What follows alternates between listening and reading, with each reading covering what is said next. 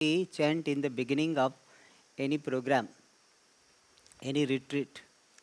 They are Vakratunda, Mahakaya, Saraswati Namastubhyam, Gurur Brahma. These are the three shlokas. We'll chant together. Om Vakratunda Mahakaya, Surya Koti Samaprabha, Nirvignam Kuru Me Deva, Sarvakaryeshu Sarvada, Saraswati Namastubhyam, Varade Kamarupini, Vidyarambham Karishyami, Siddhir Bhavatu Me Sada, Gurur Brahma, Gurur Devo Maheshwaraha, Guru Sakshat Param Brahma, Tasmai Shri Gurave Namaha.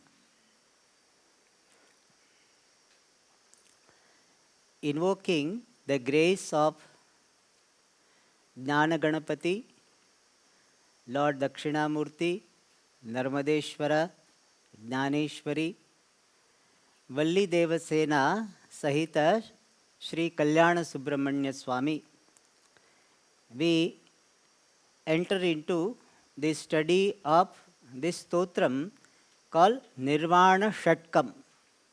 What is it called? Because some people, they pronounce it as Shatakam. Nirvana Shatakam. In fact, we ourselves had, by mistake, we had written in English, Nirvana Shatakam. Shatakam means a group of 100. And what is here is Shatkam, a group of 6. So, first of all, we don't pronounce as Nirvana Shatakam, it is Nirvana Shatkam. Some people pronounce this as Nirvana Shatakam. Shatakam. It is not Shatakam, Shatkam. What is it? Shatkam. And before we enter into the text, let us see some background points which are necessary to understand this stotram. Our culture is generally known as Indian culture. You must have heard Indian culture.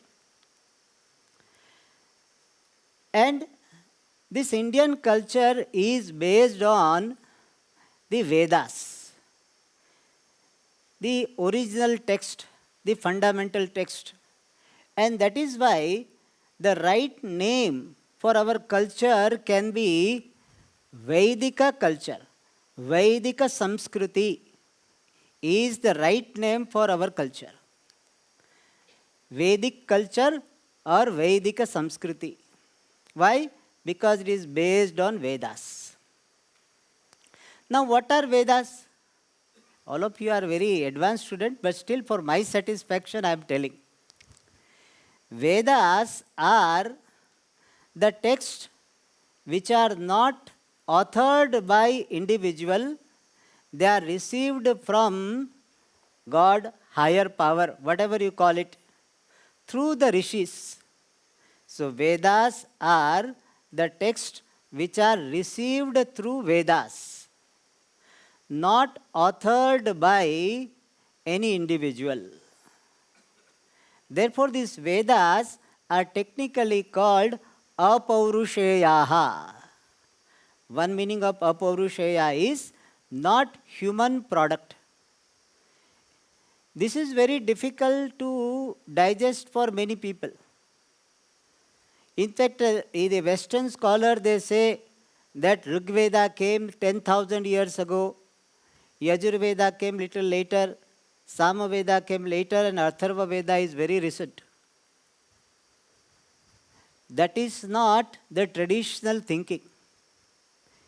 So Vedas are not human product. They are received by human beings, but they are not created, authored by human beings. Unlike Mahabharata, Mahabharata is authored by Vedavyasa.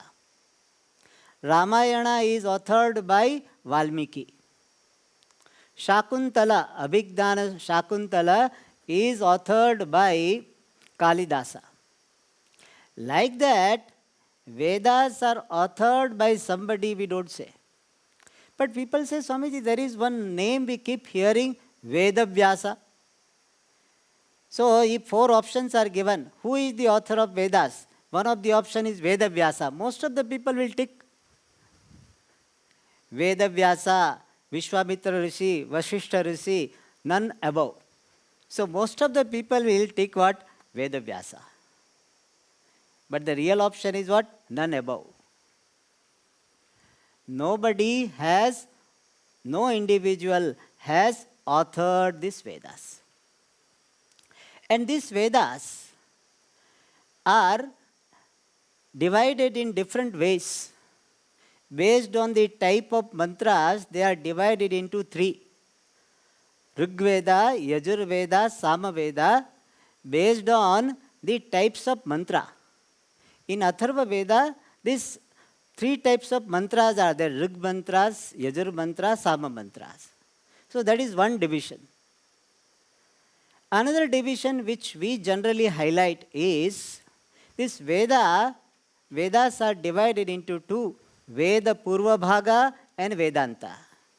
Veda Purva Bhaga means the first part of Vedas, and Vedanta means the end portion of Vedas. The first part of Vedas deal with karma, the rituals and upasanas. And Vedanta, which is otherwise called Upanishad, is dealing with the knowledge of the truth or knowledge of the self. And this Vedanta, which is a part of Vedas, is well known by the word Upanishads, and we have got so many Upanishads. In Muktika Upanishad itself, the names of Upanishads are given, and there are 108 names. So, popularly there are 108 Upanishads. But we are not particular about number. If somebody says, no, I have a book which has got 200 Upanishads, it may be there. We are not particular about the number, but 108 names are given in one Upanishad itself. And out of 108, 10 Upanishads are considered to be important. Therefore, generally, Vedanta study, when we say primarily it means the study of Upanishads. 10 Upanishads, Isha, Kena, Katha, Prashna, Mundaka, Mandukya, Tittarihi, Aitareya, Chandogya, Brihadaranyaka. These 10 Upanishads are very popular. So, Vedanta study means the study of these Upanishads. It can be done the study of the original mantra, or it can be studied along with the commentary by Shankaracharya ji on those Upanishads. Another important text for the self-knowledge is Bhagavad Gita, which is authored by Vedavyasa. Really authored means compiled by Vedavyasa, and it is a dialogue between Sri Krishna and Arjuna. All of you know that. The third text, which is considered to be important for getting the self-knowledge, is Brahma Sutra, written by Vedavyasa, authored by Vedavyasa. So these 3 texts together are called Prasthana Trayam. So when a person studies Vedanta, when he says, generally he will be studying one of these 3. And there are some texts which are called Prakarana Grantha, expository text. The texts which are explaining the content of this Prasthana Traya, they are called expository text. In Sanskrit, they are called Prakarana Grantha. Like we have got Tattva Bodha, Atma Bodha, Viveka Chudamani. They are Prakarana Grantha. And in that Prakarana Grantha also, some of them are very introductory, giving the technical terms, And some of them will be focusing only on one aspect of the teaching of this Prasthanatraya. All are called Prakarana Grantha, therefore dealing with one aspect. But some of them will be focusing only on one single aspect, whereas some of them will be focusing on more than one aspects. And Nirvana Shatkam is one Prakarana Grantha. Generally in our mind, Prakarana Grantha means so big should be there. Nirvana Shatkam is also a Prakarana Grantha, which is highlighting one aspect of the teaching of Vedanta. And this Nirvana Shatkam is attributed to Shankaracharya ji. Means it is supposed to have been written by Shankaracharya ji. And some people even give the story for that when this Govinda Padacharya ji asked, "Who are you?" Then he told this. Govinda Padacharya, the guru of Shankaracharya ji. When Shankaracharya ji went first time, that time his name was not Shankaracharya, his name was Shankara. And he went in Madhya Pradesh, Omkareshwar, and Guru asked him, "Who are you?" Then he told this stotra. That is one story. We are not sure whether really it happened. But this stotra is attributed to Shankaracharya ji. And let us have first title clearance. What is the Nirvana Shatkam? Shatkam means a group of 6. We already saw it. A group of 6, any group of 6 can be called Shatkam. Like somebody has got 6 children, then he can say, "See, Santati Shatkam." So 6 children. You have got 6 pens, you can say Lekhini Shatkam. So Shatkam literally means a group of 6. A group consisting of 6 members is called Shatkam. And here it is a Nirvana Shatkam. Here Shatkam has got a specific meaning, a group of 6 verses. A group of 6 verses is called Shatkam here. And this group of 6 verses is dealing with Nirvana. Therefore, it is called Nirvana Shatkam. We have got Sadhana Panchakam, a group of 5 members dealing with Sadhanam, the means, is called Sadhana Panchakam. So here, Shatkam, a group of 6 verses dealing with Nirvana. Now, Nirvana word has become very popular. In fact, Nirvana perfume is there. I was told, I wanted to know because I have heard that Nirvana products are there. So, Nirvana is a very popular perfume, England-based company. So, here we are not going to talk about perfume Nirvana. Here, Nirvana has got different meaning. The word Nirvana is from Nirpurvaka Vadhatu. I don't know why I am saying this, but generally this is my habit. So, it is from the Va, the root is Va. Nirva means completely going away, means dissolution. So, Nirvana has got the meaning dissolution. Any lamp is extinguished, it is called Deepa Nirvanam. When lamp is extinguished, we say Deepa Nirvanam. So, dissolution is conveyed by the word Nirvanam. So, Nirvana has got the meaning of freedom. Dissolution of the problem of samsara is called Nirvanam. So, Nirvana means freedom. And many people think that Swamiji, Nirvana word has come from Buddhism. The Buddhism Nirvana word they use very extensively. Gautama Buddha Nirvana. So, Nirvana is made popular, it looks like Buddhism. But remember, this word Nirvana was very much there. In Bhagavad Gita itself, Nirvana, Brahma Nirvanam is there. Abhito Brahma Nirvanam. So, Nirvana means moksha, freedom. So, a group of 6 verses dealing with the knowledge of freedom, knowledge for freedom. That is the meaning of Nirvana Shatkam, a group of 6 verses dealing with the knowledge leading to freedom is called Nirvana Shatkam. And this stotra has got another name also. What is the another name? Atma Shatkam. It is called Atma Shatkam also. There are also similar meaning. A group of 6 verses dealing with Atma, the self. That is called Atma Shatkam. I have got one book which is talking about this, and the title is Atma Shatkam. So whether this is Nirvana Shatkam or Atma Shatkam, it is both. Because it is dealing with this group of 6 verses, dealing with the self, and by giving the self-knowledge, it is leading the person to Nirvanam. Therefore, Nirvana Shatkam also it can be called, Atma Shatkam also it can be called. They are not opposite. By giving the self-knowledge, it helps the person to discover Nirvanam, freedom in oneself.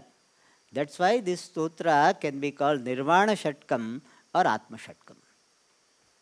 All right. Now, as I said, this stotra is dealing with the self, leading to the Nirvana. Then question will be there that Swamiji, why self-knowledge is required? The person who is asking this question, he can have 2 types of thinking. Both the things is, or at least one of the thinking. And that is, a person may think that knowledge of the self is useless. Why should we know? We have so many things to know, physics, chemistry, biology, politics.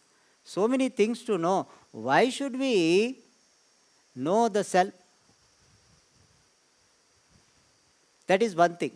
This self-knowledge is useless. That is one line of thinking. Many people think like this. That why should we know about the self? How does it matter? Do you get any degree or something? You don't get. So one thinking is that self-knowledge is useless. Second is that self-knowledge is not required because we already have self-knowledge. In fact, that is the minimum knowledge a person thinks he or she has. If I ask you, who are you? Do you say that I don't know? Do you say generally you don't say? If you say, people will have suspicion that you might be doing something, you want to hide your identity. Therefore, if you say, I don't know, then people will doubt. So everybody seems to have self-knowledge. And therefore, people may think that, why should I know the self? I know I am Devadatta, I am Rama, I am Ramesh, I am Subramanyam. In South India, Subramanyam is very common. So if you have got this directory, then Subramanyam name will have maximum entries. Subramanyam, Subramani. So I know Swamiji, I am Subramani. Nobody tells if you ask, who are you? Who is it? Suppose somebody knocks at the door and you ask, who is it? Person gives the answer. Does anybody say, I don't know? If the person says, I don't know, he will not open the door also. Because somebody suspicious has come. And therefore, self seems to be known. And therefore, why should we know? Based on that, person may say, self-knowledge is a useless topic. To them, first of all, we say, self-knowledge is important. We have to establish this. All of you must be knowing, but just we are refreshing our memory. Our life is consisting of experiences. Our life is a series of experiences. And every experience has got 2 components. What are they? The object of experience and experiencer. Any experience you have, experience of happiness you have, happiness is the object of your experience and you are the experiencer. If you have experience of dukkha, pain, then also what? Dukkha is the object of experience. You are the experiencer. I am experiencer and everything available as object of experience. When you go to dining hall, you will go. So that time the food is what? Object of experience and you are experiencer. Now we are seeing this Swami, then you are experiencer and this Swami is the object of experience. Therefore, in every experience, these two factors are there.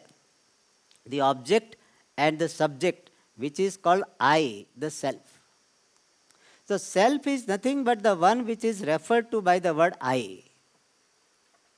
So, we need not mystify the self. Self is the one who is referred to by the word I. Whatever correction required will do, but that is what basically it means. Asmat pratyaya gocharaha atma. So one which is referred to by the thought or by the word I is Atma. So Atma is there in every experience. Just as the object, some object is there in every experience. And everybody wants to have happy experience. Isn't it? You have come here for having happy experience or unhappy experience? I hope so, happy only. No, okay, I have got so many papams, so let me go and exhaust in ashram. I think, I hope nobody has that type of thinking. That that so many papam are there, so let me go and exhaust. No. Everybody wants happy experience. And the principle is that if you want any event or any situation, any phenomenon to be better, you have to take care of the factors involved. If I want experience to be happy, experience to be better, I have to take care of both the factors involved in experience. Like if you want better khichdi, then what are the ingredients in khichdi? Two, mainly two. Dal and rice. So dal and rice both should be good. And so you improve the quality, khichdi quality will be improved. Similarly, if you want to improve this quality of experience, then you have to take care of both the factors.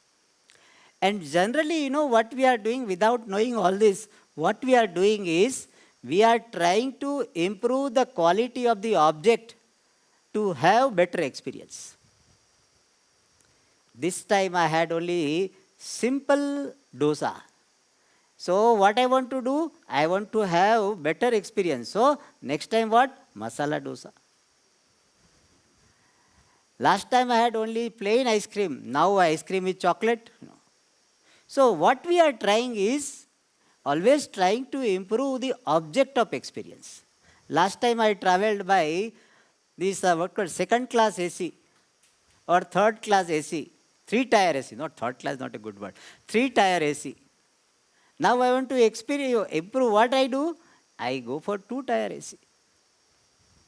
So our approach is to make my experience better, I would improve the quality of the object. But many a times it happens, in spite of improving the quality of the object, still experience quality is not improved. Why? Because other factor is ignored. That is why many people, they go to very expensive restaurant, but they do not enjoy the meal. You know why? Because their mood is like that. For small things, somebody drop the glass of water or something happen, this fellow gets so angry and the whole atmosphere is spoiled. This man has booked a very, very expensive restaurant for the family. But as usual, these family members are taking more time to get ready. And this person is in military. 5 o'clock means 5 o'clock. And so he got so angry with them, the whole mood is spoiled. His mood is spoiled, others' mood is spoiled.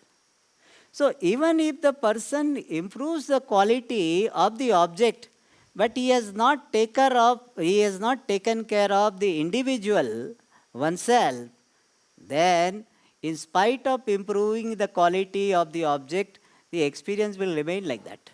In fact, sometimes it can worsen. That's why many rich people with all facilities, they are committing suicide. Earlier they were okay, smiling. Now not able to smile, crying, depression, sleeping tablets. So why? In spite of improving the quality of the object, earlier he was staying in 1-bedroom flat and now he has got 5-bedroom villa. Earlier he was in cycle and now he has got so many cars. So why the improvement of the quality of the object doesn't improve the experience? Because person has not taken care of the other factor called experiencer. And that experiencer is I. And to think about improving this I, first of all I have to know what is this I. Then the other person will say, no, Swamiji, I told you. I already known, self is already known. I myself. Many times in olden days you used to write self on your check leaf. Self. On the check you write self. Who will go? You will go. Self. Everybody knows the self. I myself went. People use the word. And therefore self seems to be known. So here our Shastra questions that. That if you are asked, who are you? Or you ask this question to yourself, who am I? Then you seem to be given different answers depending upon the reference point you have. You will say, I am a son, I am a daughter, I am a father or I am a mother, I am Indian, I am Hindu or non-Hindu, whatever. So based on the reference point, your identity seems to be changed. You have so many identities. I am son, I am a father, I am this officer, I am a player, I am a Hindu, I am Indian. Now you say I am a student. So you seem to have so many versions of you, so many views, so many points of view. You have so many points of view, but what is the view without all this reference point? Who are you without all these reference points? You are telling I am a son with reference to your father. You are telling I am a father with reference to my son. I am husband, I am wife, I am brother, I am sister. Whatever you say, but all of them are with reference to some external factor. Who are you who has these versions? Like an actor, he is sometimes appearing as a beggar, begging person. Beggar is not a good word, begging person. Sometimes he appears as a king, sometimes as a minister, sometimes as a coolie. So, different versions he has. But behind all the roles, there is a person who is independent of all the roles. All the roles are not separate from the person, but the person is independent of all the roles. Similarly, who am I? Who appear to be, who is mentioned as, referred to as brother, sister, son, daughter, intelligent, dull. Some people, when there are some juniors who are knowing less, this person will say, I am not like you. I am very intelligent. His self-identity at that time will be what? I am very intelligent. And when some great scholars are there, oh, I am very, very less intelligent. I am very minimum intelligent or less intelligent. More intelligent, less intelligent. So who you are without all this reference point. That is not known before one comes to the study of Shastra. And that needs to be known. Because if you do not know what really you are, you will not be able to have the experience which will be fulfilling. And therefore, self being not known completely and self needs to be known, therefore, Atma Vichara is required. Inquiry into the self is required. Now, one more point we say that self-inquiry is required, but this self-inquiry should not be done by oneself alone. Self-inquiry needs to be done under the guidance of the Shastra and the teacher. Somebody said, no, Swamiji, I will keep on asking, who am I, who am I, who am I? One day I will get the answer. That's what many people think. That if I keep on asking, who am I, one day I will get the answer. There are people who seriously believe that. But our tradition does not endorse that view. Logic is, why self-knowledge cannot come by mere self-inquiry. Who am I, who am I, who am I? If you already know the self, you don't have to inquire. And if you do not know the self, even if you inquire, how the knowledge will come? Suppose you do not know what is computer. And you try this. What is computer? What is computer? What is computer? Knowledge will not come. Similarly, if you keep on inquiring, who am I, who am I, who am I, how will you get the answer? Yeah, if you have studied Shastra under the guidance of a competent teacher, and you had some understanding for contemplation, who am I, and the answer will come, yes, this is what I am. For that purpose, this contemplation is useful. If you have already been exposed for contemplation on what you have already studied, this who am I inquiry, it's really not an inquiry, it is a contemplation on who am I. That may be useful. But if you have not been exposed to Shastra, you have not known, this self-inquiry by oneself doesn't serve the purpose. Therefore, self-inquiry is to be done with the help of Shastra and Acharyas, teachers. And how this inquiry is done? Here, the inquiry about the self is slightly different from the inquiry regarding other objects. Suppose somebody asks, what is computer? Then I don't have to say, computer is not a table, computer is not a chair, computer is not a mic. Do I need to say this? I don't have to say. I have to say, computer is an electronic device for processing data. This is good enough. I hope my definition is correct. That's what it is, no? It little more than that, but basically computer is an electronic device for processing data. You give some raw data, it will process and give you some final data.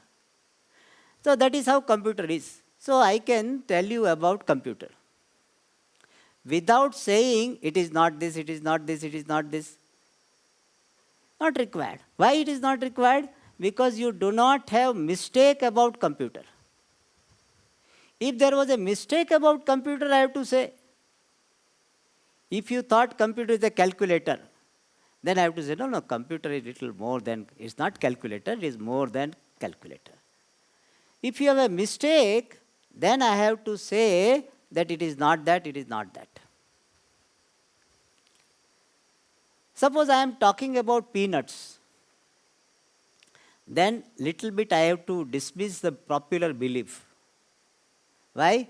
Because peanuts are considered to be nuts. Because peanuts, no? But those who know, peanuts are not nuts. Peanuts are legumes. They are not nuts. They are called nuts, but they are in beans family. They are not nuts. So I have to tell this. Why?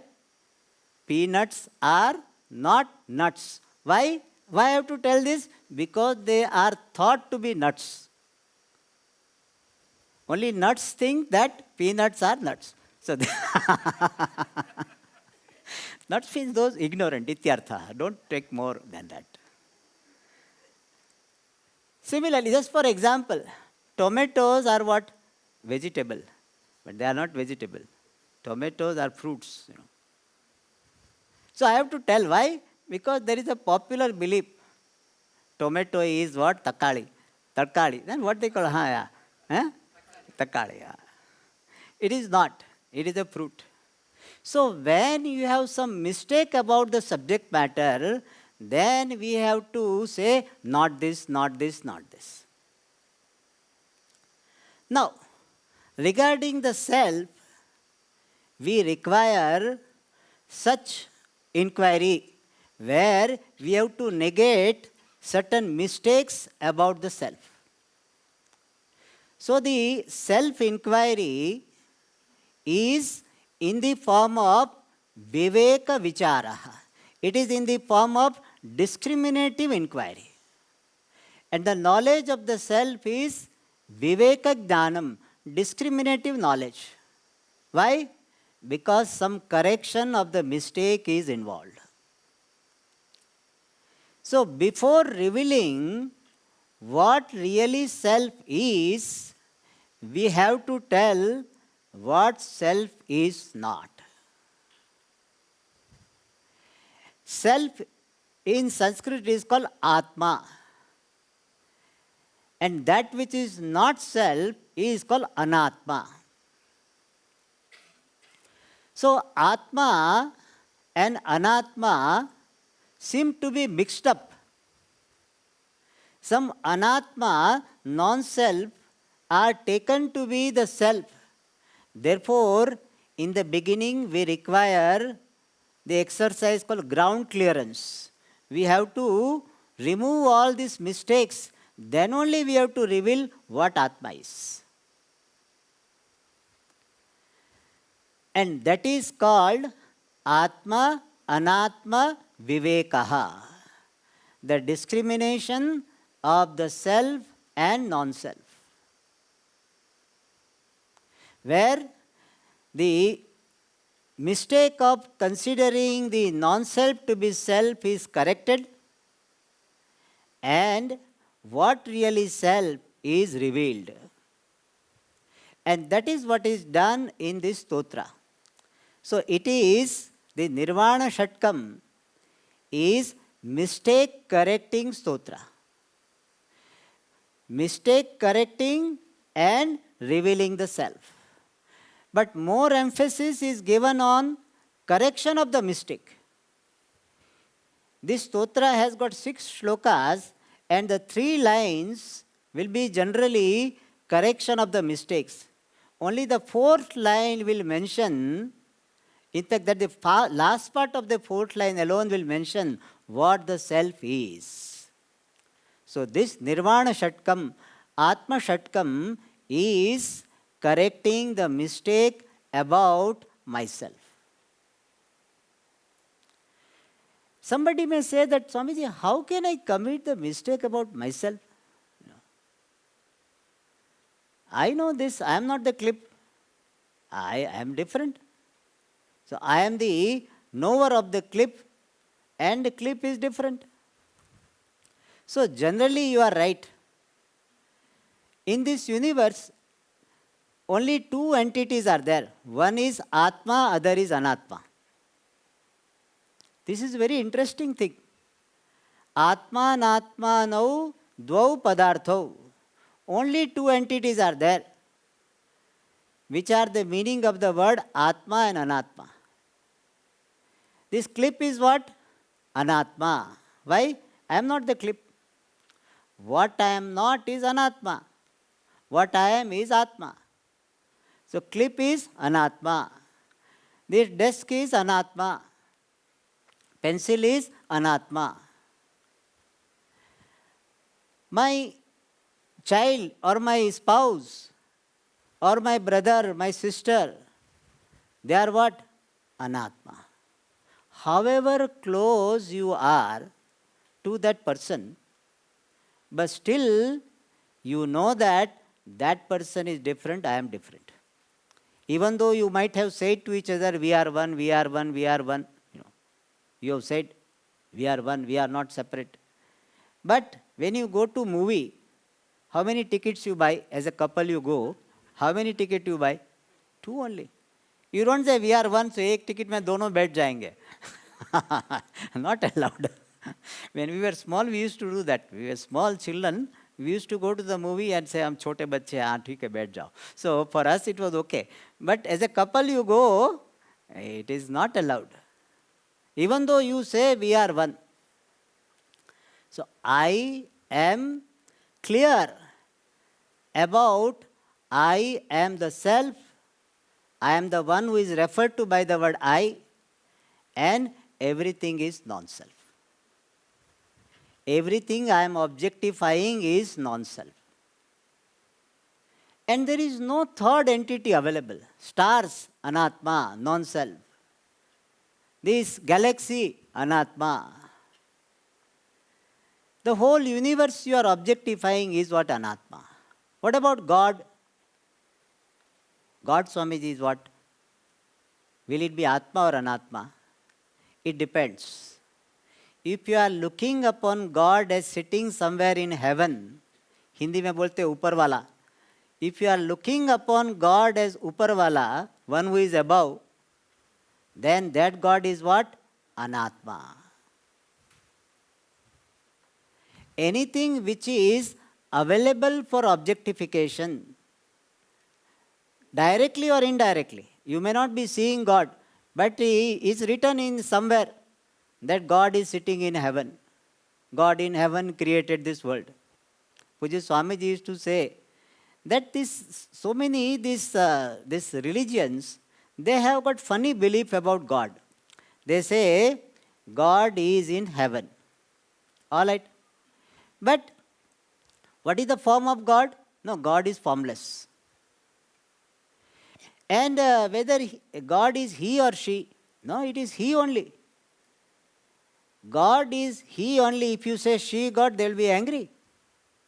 So if someone is formless, how can it be he? He or she is based on some form. But they say like this, and they get away with it. So Puji Swamiji used to say, you can believe in something which is believable. Everything we may not have the proof now, but at least it's believable. If something is against reasoning, you cannot believe in. So we have two types of belief: believable beliefs and unbelievable beliefs. So many of the beliefs they have is unbelievable, but still they believe. Anyway, so God sitting in heaven also is what? Anatma. So only two padarthas are there, Atma and Anatma. And generally we do not have confusion. I am very clear. But sometimes my behavior is showing the possibility of mistake. We have situations where we seem to lose the self-identity clearly. The border between the self and non-self, generally that the line of demarcation is running through the skin of the body. Anything outside the body is anatma, object. Anything which is starting from the skin is atma. But sometimes, in some situations, we seem to miss this line of demarcation. And we behave with this loss of awareness of demarcation. For example, when somebody who is a cricket fan and he is watching the final match and he is so identified with the team, when the ball comes, he will do like this. As if he is playing, he identified with the batsman. And if his bowling side is that, he also will be doing like this. And more it happens when a person is seeing the movie. Movie, initially you know that it is just a movie, you are a spectator. But as movie starts and as movie goes further, what happens, you identify with some character, hero or heroine. And then what happens? If hero is tortured, generally hero will have to get some beating. So when hero is tortured, you feel what? You are tortured. Hero is rewarded, you feel you are rewarded. It means we are capable of losing the line of demarcation. Line of demarcation becomes hazy. In fact, one more is there. See, when you are going by a car, you are sitting inside the car, and car passes through under bridge, that. And then sometimes the height of that railway bridge or something is very low. So you feel that our car may touch the top of the bottom of the bridge. And so when car is going, then you duck. Even though you are inside the car, that the bottom of that particular bridge is not going to touch you, but you duck. Why? Because you have identified with the car.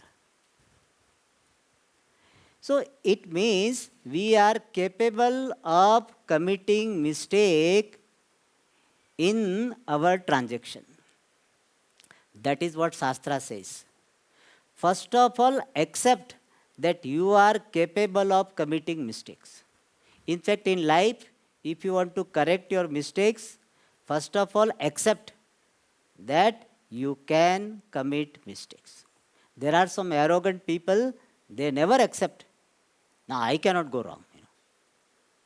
And because of that arrogance, they commit mistakes and others have to suffer. And sometimes that person himself has to suffer. So, first of all in life, you accept that you are capable of committing mistakes. When Clinton has had some scandal, then somebody asks that what is the message you would like to give to this young generation? He said, from this you learn that even the president can go wrong. That's what.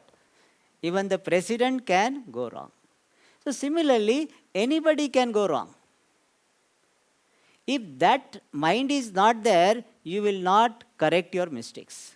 So here we gave some situations that you commit the mistake of identifying with non-self. And Shastra says, as far as the external objects are concerned, you are very clear. But when it comes to the body, it is become a boundary problem. Like India and China, there is no problem with this Gujarat boundary, etc. The boundary problem is there with reference to Arunachalam and Ladakh and all. So similarly, with reference to external objects, we don't have problem. Boundary is very clear. But when it comes to the body, this boundary becomes little hazy. It becomes an area of confusion. Why? Because generally, you are equating yourself to whatever the body is. If body is fat, what do you say? I am fat.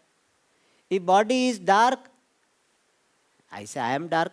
And based on the complexion, people have lot of complexes. I don't know, complexion and complex have got some connection. Based on complexion, how many complex people have? Therefore, the Hindustan Liver is selling that Fair and Lovely. Now they have changed the name, Glow and Lovely. But they are making the business of 2,000 to 4,000 crores every year. Because of what? Because of this complex. I want to look fair. अरे भाई हमारे भगवान कृष्णा भी dark थे, हमारे रामा भी dark थे, भगवान I think Bhagwan must have kept his dark complexion because of that reason. Otherwise he could have ordered to Maya Devi, अच्छा थोड़ा fair body निकालना इस time. Because Bhagwan orders the body. Bhagwan doesn't get the body as per his karma. So Bhagwan could have ordered. This time थोड़ा fair वाला है, हर time dark क्या निकाल? नहीं. Bhagwan specifically came. I think so, that is my thinking. It is not written in Shastra anywhere. Just my thinking that to relieve these dark people from the complex of complexion. So, body is dark, I am dark. Body is male, I am male. Body is female, I am female. So much this gender-based complex is very strong. And gender-based complex is based on the body only. The interior personality doesn't have any gender. There is no the male mind, female mind. There is no female brain, male brain. There is no such thing. Only at the level of the body, we have got this difference. And so much complex based on that. So I am equating myself to this body. Shastra raises a question that when it comes to the clip, you are very clear. Clip is object, I am the subject. I am Atma, clip is Anatma.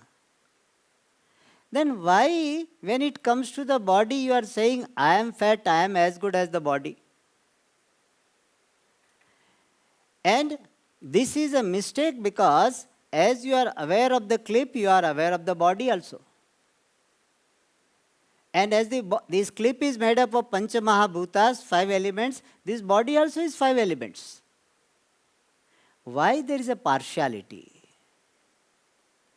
For that, our Shastra gives the answer that you have committed this mistake of taking yourself to be the body, even though body is available for objectification. And when you understand this fact and assimilate, I am Atma and body is the object, Anatma, then there is lot of relief. Similarly, Shastra will go one step further. Shastra will say the sense organs also you are aware of. And therefore you are not sense organs. The mind you are aware of. And the mind has got the 4 aspects. Mana, Buddhi, Chitta, Ahankara. All of them you are aware of. In fact, you are the one who is the most aware of your mind. More than anybody else. Sometimes you are hiding your pain and you will be smiling. So other people will think that you are a happy person. But you know there is a dukkha, pain. So you know your mind, your emotions. Therefore Shastra says, Acharya says, and that is the fact that I am different from this body, I am different from the sense organs, I am different from the mind. And that idea is given in this shloka we will read. Mano buddhyahankara chittani naham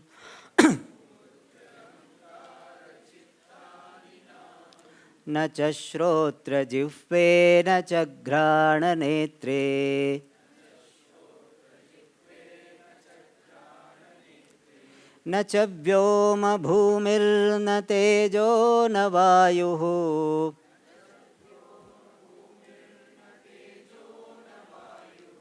चिदानन्दरूपः शिवोऽहं शिवोऽहम्.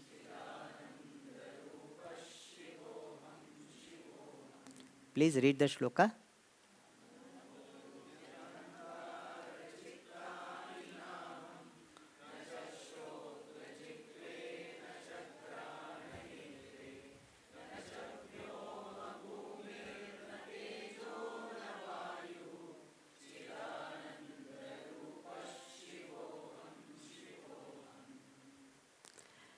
This stotra has got so many tunes. This Sudha Malhotra had sung this. Mano bodhyahankar chittani naham nacha shrotra jivve. Like that. That also is there. Simple also is there. Mano buddhyahankara chittani naham nacha shrotra jivve nacha grana netre nacha vyoma bhumir na tejo na vayuhu चिदानंद रूप शिवोहम शिवोहम. Simple bhi hai. Then since I had so many tunes, then I had asked Swami Paramarthanandji. He is my guide, teacher. So he gave me this first one, the second one which I sung, and then he said you can do this also. And that is what we have selected. This tune which we have selected is very popular in North India. So it's a North Indian tune. So I was a bit, concerned that South India will accept this North Indian tune, but accepted. So it's a nice meditative tune. And this shloka is, as we have seen, correcting the mistake about myself. And it corrects the mistake as 3 levels. At the level of the mind, at the level of sense organs, and at the level of the body. And having corrected the mistake, it reveals what you are. Chidananda Rupa Shivoham Shivoham. Those details we will see in the next class. Om Purnamada Purnamidam Purnat Dachyate Purnasya Purnamadaya Purnamevavashishyate. Om Shanti Shanti Shanti. Hari Om.